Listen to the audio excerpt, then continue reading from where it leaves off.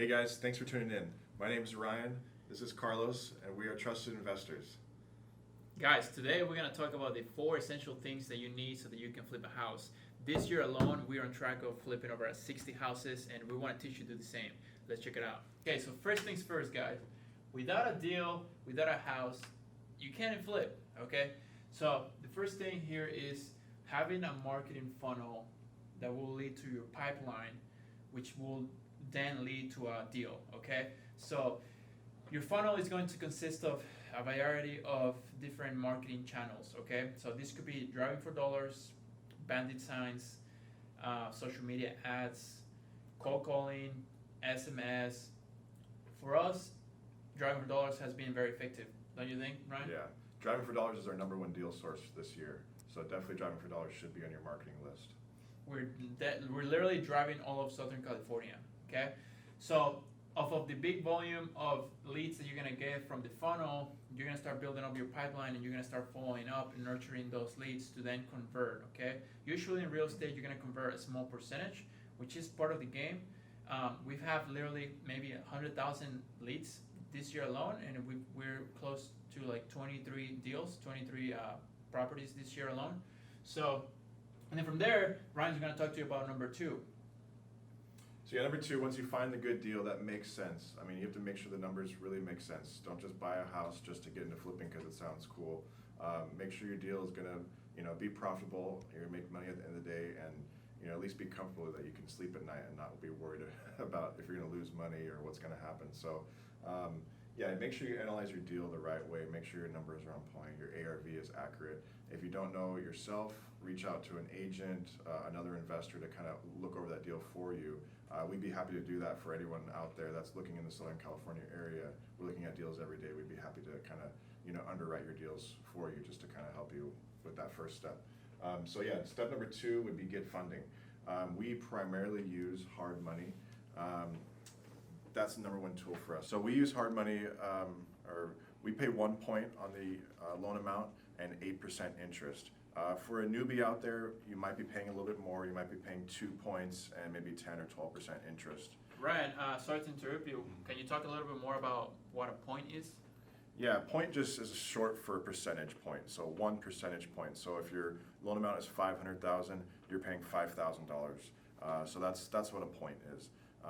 And that's an upfront cost when you're talking about it's an origination fee. So 1 point upfront. And then 8% is amortized over a 1-year period. So you can calculate the numbers on a quick mortgage calculator if you're curious. So hard money is our number 1 source for funding your deal. You will need about 10 to 15% down payment.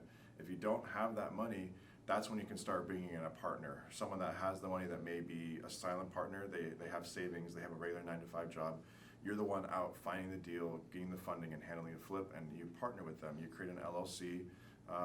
You guys are both members of the LLC, and you fund that flip to the LLC. They would put in the money you need for the down payment, and then you do the rest, basically. So that makes a good partnership. With hard money, you can also get funding for your rehab costs. So when you start the loan process, they determine the LTV or loan to value based on the ARV that you provide them. They'll do their own due diligence. They will lend you rehab costs. It's a little bit different process. So they hold back the lending costs or the rehab costs. They don't give you all the money up front. So they'll hold that in an escrow account.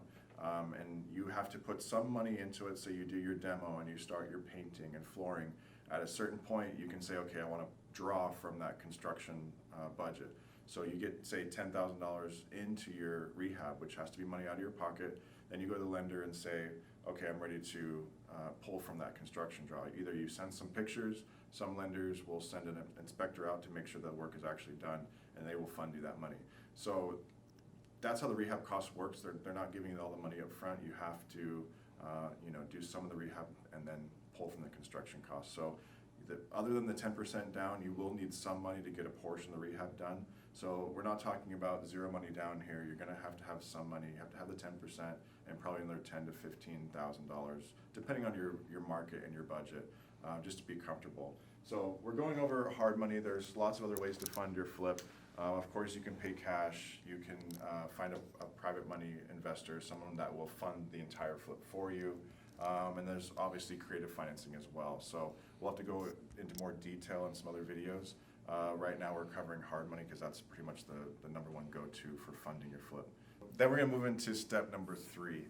After you get the deal funded, you close escrow, it's time to start your rehab. So hopefully at this point, you have at least had a contractor come into the house, give you a bid, and come up with like kind of a scope of work. Scope of work is, what are you gonna do to the house? Flooring, paint, you're gonna remodel the kitchens, the bathroom, and paint the exterior, whatever it may be. So you come up with that scope of work, and then based on that scope of work, you have a couple contractors come in and give you a bid. This is one of the crucial steps in flipping.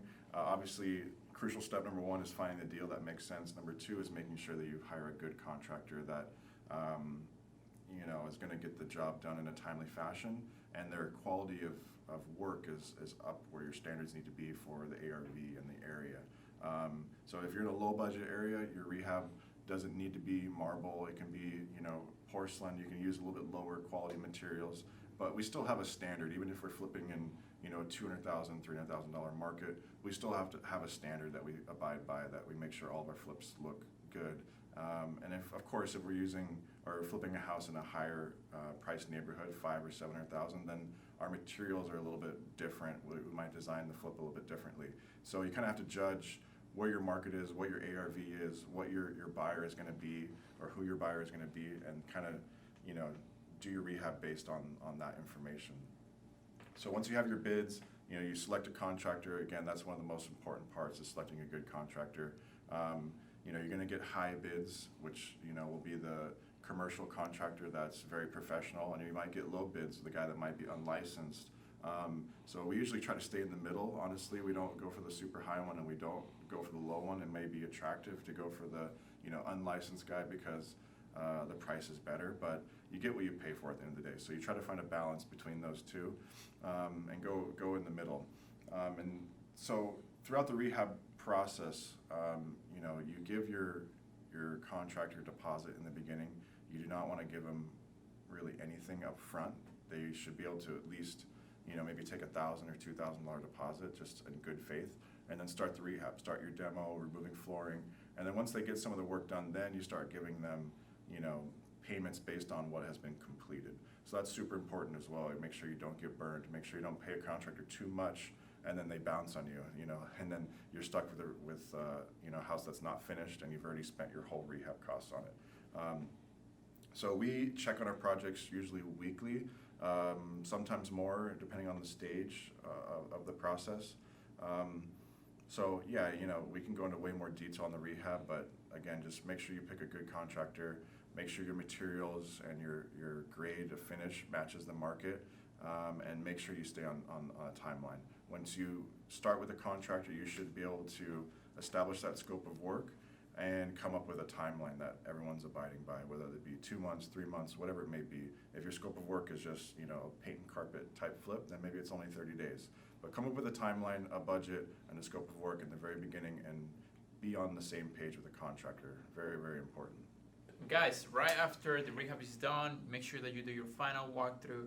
Make sure that once you're in escrow for selling the property, usually the buyer will find a couple of things here and there, so just make sure that your contractor doesn't dip and leave you with that. Just make sure that you fix those couple things, and that's where your exit comes. All right, so your exit is just interviewing an agent, or maybe the agent that helped you find a deal.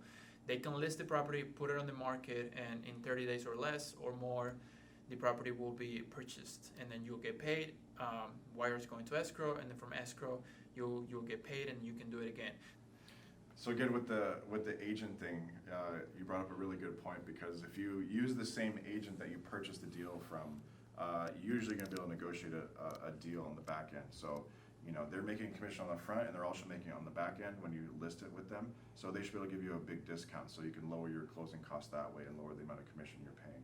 So once you sell that deal, you get some funds. Hopefully you made a good profit. You can then roll that profit in and do more deals, whether that be with that partner that you involved in the very beginning or by yourself. You have some funds now to work with. Thank you so much, guys, for tuning in. Here's Ryan and Carlos, and we're here to help you close deals, wholesale, flip, get into the real estate game. Talk to you later.